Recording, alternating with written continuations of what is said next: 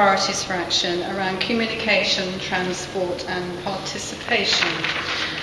Around communication, we did talk about Downton in particular, that it's very lucky that it has lots of, it's got leisure facilities here, clubs, associations, etc. And the point was about how these facilities are advertised in areas that maybe aren't so well served. And how do we publicise those? And the actions were around encouraging the use of parish magazines, posters, community rooms, also for the younger people, Twitter and Facebook. Somebody said something about billboards on main roads. And in Old Sarum they have a very successful newsletter that promotes what's going on. In the area we had transport as one of our main points. That outlying areas are often disadvantaged because they can't get to, say, events in the city. And there is, somebody else said about bringing leisure and events into areas, and an organisation called Pause, and that is parish councils can claim for funding for performance artists to come into villages rather than expecting people to always travel out of the villages.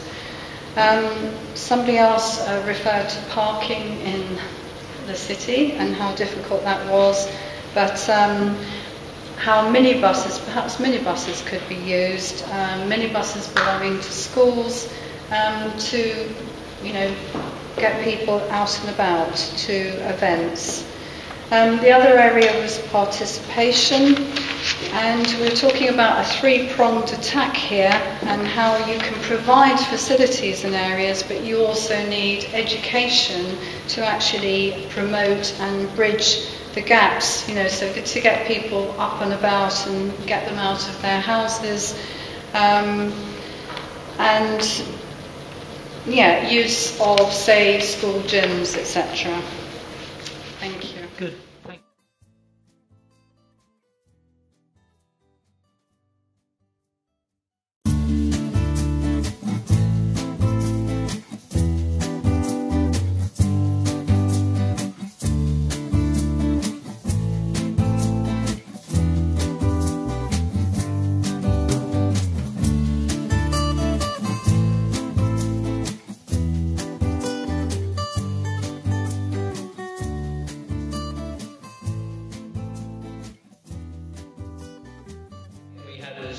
About waste collection and some concerns over the changes to the two-weekly collection. There was a very specific point raised around medical waste from supported from shelter schemes, so that was one issue. The second one was focusing on volunteering, advertising the benefits of that. There was a couple of examples. One was the community farm in Laverstock, which is already in the community plan.